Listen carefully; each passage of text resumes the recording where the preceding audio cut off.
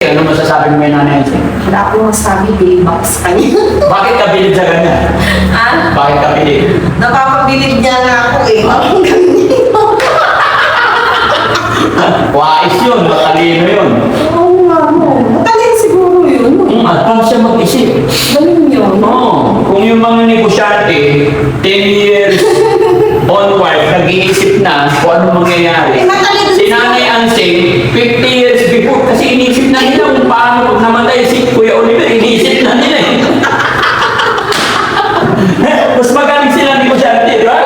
Ayun mga negosyante guys, after 20 years ang iniisip nila, halimbawa, nagtayo sila ng business dito. Not only today, and not only tomorrow, not only after a year. Yung mga negosyante, after 20 years, pinag-aaralan na nila. Para ano man ang mangyari, salo na nila. Pero si Nanay Ansing, mga kababayan, mas matalino. Iniisip, pinag-aaralan na nila kung ano mangyari pag namatay si Oliver.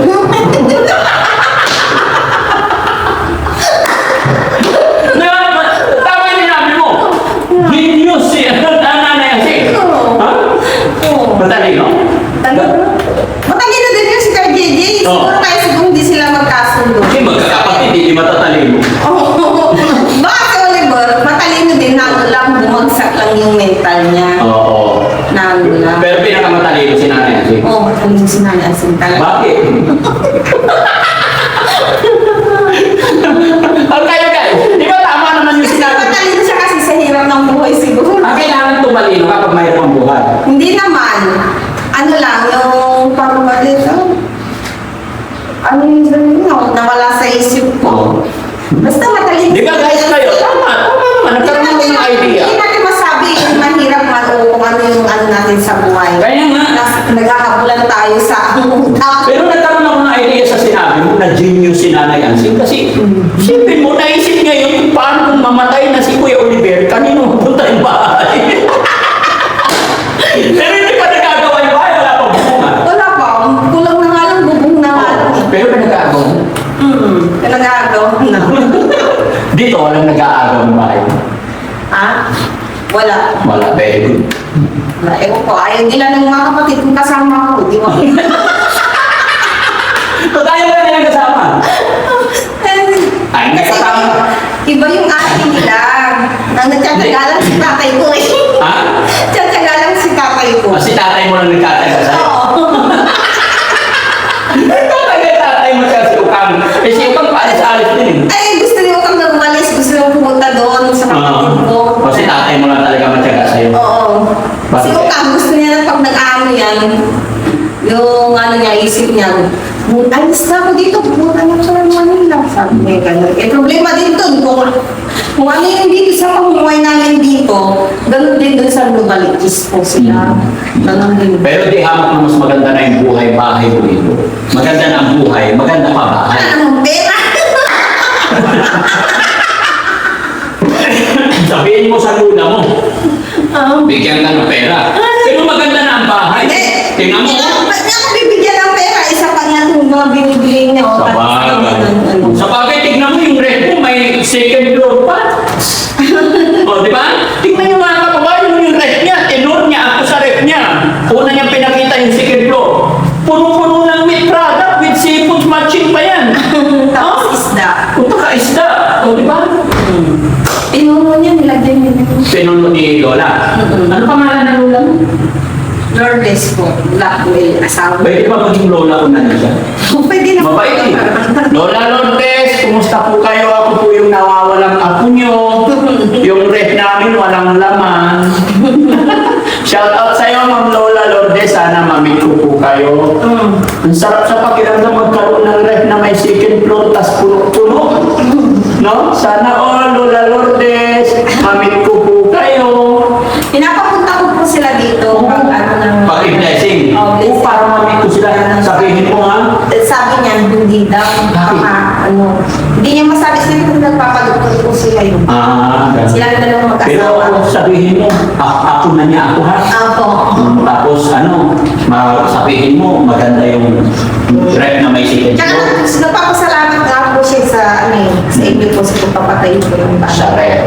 Ito po yung bahay. So, kumusta naman? Paganda na ng paganda yung bahay mo. Ayos mo Okay, sabi niya wala siyang pera, akin na yung listahan, bigyan natin. Meron, sinabi ko lang na ano, may bahay ka na, wala ka namang pera. Hindi naman, marami ka pa eh. Wala akong trabaho eh. Asan na yung pera niya dito? Hindi yung pera niya, ate, ano? Ate Alcin. Ay, Ate Alcin. Ang sing na yung nababanggit ko, usag ka na sa Hindi Alcin. ba kaya ano na yan sing Ha? sabihan? Totoo naman, lahat mahal na eh. Oo. Kaya mahal siguro kung wala akong mga yung hindi pa nagbablog. Ilan na yung mga nagbablog, ang mahal din yun. Oo. Kaya ang lakas ng kamandag ni Nanay Alcin. Ang sarap pa sinapagod ko siya eh. Oo. Hindi eh, kaya natanong. Nainis ka rin pag pinapanood mo si Nanay Alcin. Hindi, lalo ako bumibigay. Bumibili ka sa katalinuhan niya. Oo, totoo naman yung mas nasabi niya sa inyo. Oo. Na ano, kulang pa nga sa asawa, ngayon lang na nandun si Oliver. Eh, may nandun ko nandun din si Oliver sa inyo, eh, kinuha na sina, ano nga po, sina Ito yung nakalista dito. May pera ka ba ditong 10,500? Gusto mo kumuha? Ah? Mag-withdraw? Hindi. Oo. Oh, sige. Ilista mo, bibigyan ko siya ng 3,500 or 3,000. Hindi, ba? Oo. Bigyan kita ng 3,000. 1, 2. Sa kali ko na lang yung natira dyan eh. Pinagpigil ko ng bilada nila. Kasi alam, okay na rin naman mga kababayan na pahawak yung pera sa kanya kasi maayos naman po. So 13,500 minus 3, 10,500. 10,500. Ha? Okay. Ayan. Para may... Aga naman, ilipit ko nga yung para kung bayad ko ano. Kasi baka may mga gusto ka rin bilhin. Yung Wala. in your own, kung ano yung mga gusto niya na wala kami. Meron na, wala na kung ano, ang inaano ko lang. Meron na yan. Hindi. Ang pinapabili kasi ang mga pinapabili ni Ma'am Divina Brown, sofa set, sala set, and then mga higaan ninyo, unan. Ganon? Oo, unan. Oo, yan ang pinaka-importante. Sofa set, sala set, mga pansapin. Kahit kung lang na yung Ano ba dito sa lamis ang bibili niyo? lamisa, para may... Kahoy, yung mga Request niya yung table na lamesa. Oo, table na lamisa may upuan. Kahit apat na upuan para Ganun po. nakaupo ka dyan, maganda. Tapos ang ulam ninyo, lobster. May lobster. Hipon niya. Ay, hipon. Kala ko lobster. Lobster. Di ba? Di ba? Sarap. Maganda na lamisa, tapos may lobster. No? Okay. Kasi pinapahinal na namin. Hinintay lang namin mga kababayan na matapos yung pinto. Sige, silipin natin yung pinto. Tama na kasi. Naalala ko na naman si Nanay Yansin ko. Pinaalala ko. Kahapon pagod na pagod ako sa kanila. Ay, nakita kayo po doon? Oo. Pagod na pagod Pati ako. na sila. Oo. Napanood ko na sa akin. Oo, pinagagati ko talaga. Di ba? Kasi hindi na po pwede, kasi sa totoo lang. Kaya wala akong pinapanigan. Akala nila pinapanigan ko si Nanay Yansin. Iniisip ko, pag mag-away sila, ang pinaka-epekto, pinaka-kawawa dito si Kuya Oliver. Kaya anything happen, kailangan ayusin ko, pagbutihin, ayusin silang lahat. Walang mananalo. Kung sino man ang papanigan or what, sipin natin si Alcin, si JJ, ano't mangyayari pag hindi natin inunawa ang kawawa si Kuya Oliver. Kaya yun ang rason mga kababayan, bakit pilit kong inaayos, sinusuyo silang lahat. Hindi po pwedeng may papanigan tayo. Although, alam ko na medyo nahihirapan kayo or alam ko maraming nagagalit kay Alcin, meron din nagagalit kay Kuya JJ, pero para sa akin wala akong sa kanilang kailangan mamagitan dahil walang magwawagi dyan. Mas kawawa si Kuya Oliver once na hindi ko inayos or umayaw tayo. Dahil from the very beginning in the start, si Kuya Oliver ang focus natin. Nagkataon lang na pamilya is JJ and Alcin. So, may problema pag tinakwil ko si Alcin. Tinakwil ko si Kuya JJ, may problema. Dahil nasa pagitan niya. Diba? Pasensya na kayo mga kababayan, tinatawanan ako ni Kuya Sam sa mga beginning in the start ko. Nabubulol din ako. No? Nobody's perfect. Pero kayo na po yung bahala kumunawa umintindi sa mga kahinaan o pagkukulang ko. Basta ako, hindi ako titigil hanggat hindi natapos yung bahay, hanggat hindi na paayos si Atnita, Kuya Oliver, kung sino-sino pa yung mga tinutulungan natin. Kay Tatay Rudolph, kay Damdam, marami pa. Kanya nga lang, pagpaumanhin ninyo, step by step, hindi po ako computer. Computer nga, nag-ahang. Dati ka pa. Di ba? Nag-ahang ng laptop. Tao pa kaya? Nagkakamali rin ako. Basta, I'm very sorry. But I assure you guys, no, hindi hihinto si Daddy Frankie. Tuloy-tuloy lang po, ganyan po po kayo kamahal. Kahit sinasabi nyo na si Daddy Frankie, ansing lagi, ansing. Pag kayo nandoon sa sitwasyon o nakakakita ng mga lugar, maintindihan ninyo. Although mahirap, kaya ito pinapaliwanag ko. Dahil nakikita ko ang sitwasyon. Oo, nandoon, babalikan na naman natin. 20 years, si Kuya Gigi ang nag-alaga daw. Pero nakita naman natin mga kababayan, putik-putik, naaabutan lang ni Kuya Gigi paminsan-minsan. Kung talagang full-well din yung pagkain, hindi sana ganun kapayat. Kung naaalagaan, hindi rin sana ganun kaputik, hindi ganun kalala. So sa parting usapin na yon, lahat sila may mali. Kaya hindi ko sinasabing karapatan ko, karapatan ni Ansel, hindi. Inaayos ko lang dahil pinakakawawa dito si Kuya Oliver. Okay na, sana punta sa usapan, tinuturo lang tayo ng ating dito sa rep na eh. Salamat, no? Kayo mga magbayan, nasubukan nyo na bang itur sa rep? No? Dito lang nangyari yan kay Atinida. Tingnan natin yung pintura Atinida sa labas. Ang ganda. No? Always close lang. No? Yan mga kababayan, yung ganda talaga. No? Katawa. Yan. Tapos yung ilaw ni Atinida, pinakita sa atin ni tatay. Ano yun? Ano? 3-way? Hindi, 4. Ay, 4-way. O 4 na. Ano yung sabihin ng 4-way? Iba-iba yung nagkikita niya sila. Pwede ba ipakita mo sa amin? Magpipindot-pindot ako, wag na. Dito lang yan kay Ate Nida. 4-way. Ito, tingnan natin. 4-way. Oh, anong kulay niya, Ate Nida? Para bang malabo siya. Oh. Para bang yellow. Oh, ayan. Yan puti. Oh, pangalawa na. Pangalaw na. Pangatlo. Malabo yung puti. Dirty white. Oo. Oh, pangapat. Yan. Yellowish. Oo, maliwanag. Wow. So, ano pa na pinaka-paborito mong kulor dyan? Wala. Basta kung ano yung nagsindi. Walang paborito. Kakaiba tong bahay ni Ate Nida. Kasi, inor niya ako sa rep nila, tapos yung bintana, may elevator, yung ilaw, 4-way. Akyata naman magtatanan. Tapos, sige, sa labas tayo, Ate Nida. Tatlo lang. Ha? Sa inyo, tatlo lang. Sa akin, 3 lang eh. Ikaw, 4-way. Di ba? Opo.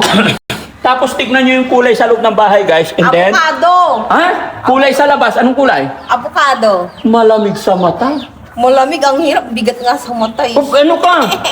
Very cold sa eyes. Tapos, tignan mo yung ano niya, oh. Dark chocolate pa. Dark chocolate. Tay, halika tay!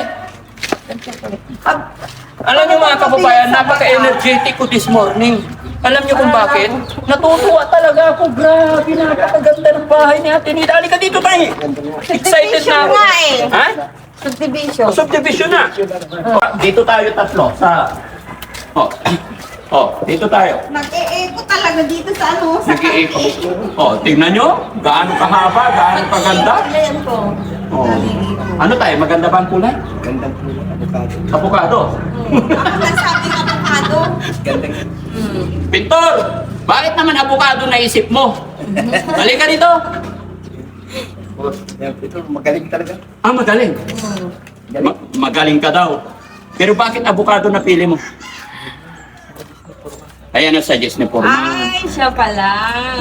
Talagang Parang hindi. ganun dun sa inyo. Hanggang sa kahuli-hulihan talaga hindi niya pinapabayaan ni Forman si Ate Nida. Ano? Oo. Avocado. Yung pinto lang siguro. Oo, pinto naman, ha? Mag-isa ka lang? Dala siya kay Dalawa Batay kayo. Balong. Ayun, si Baloy. Balong. Si Balong. Sa labas mga kababayan, maganda. Ay, sa likod. So yung sinasabi ko, Tay ha, isa rin mo yung maayos iraramay kiyo Kasi pag natapos natin, doon ko ilalagay siyang simento. oo, Meron pa meron pa simento. Sige lang, walang problema. Lahat ng materialis na nandyan. Lang yung pintor para Tapos nila. Oh, lahat ng materialis na nandyan, kung kailangan mo, wala akong ipo-pull out. Lahat, ha? Basta maging maayos lang yung kalat. Okay? Kalat. Ito eh, kagatag eh. Oh, hindi magagamit. 2 box yun. Hindi, dadalhin ko kay Kuya Oliver yun. Oh, nandun ang dami. Oy, iayos mo na lang, ha? Para di pang muna Kasi ganun din ang yung tiles na ginamit natin dito, ganun din kay Kuya Oliver. Para hindi masyado magastos. Ah? Basta yung basura tayo, unti-unti itapon, ah. Kukunin ko yung ano pag hindi na magamit ko. Kukunin ko. Yan, ganun lang. So maganda mga kababayan, no? Hindi rin to. Ha? Okay. Sige, sige. Babalik ulit kami dito tayo, ha?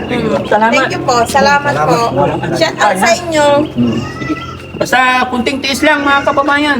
Matatapos din ito at ito. Sabi ni Kuya Pintor, matatapos na today itong wall. Pintuan na lang. At saka yung amba. Iaayos na niya. Yon. Pinaka-final po yun. Sabi ng isang comment section, uka-uka daw tong amba. Hindi pa po tapos yan. Di ba? Pag napinturahan yan, maging maganda yan. Okay. Masaya ka tayo? Maganda? Grabe. Ha? Quality? Quality. Grabe daw eh, no? Gaano ka ganda yung bahay? Oh, masaya ka na? Masaya. Ha?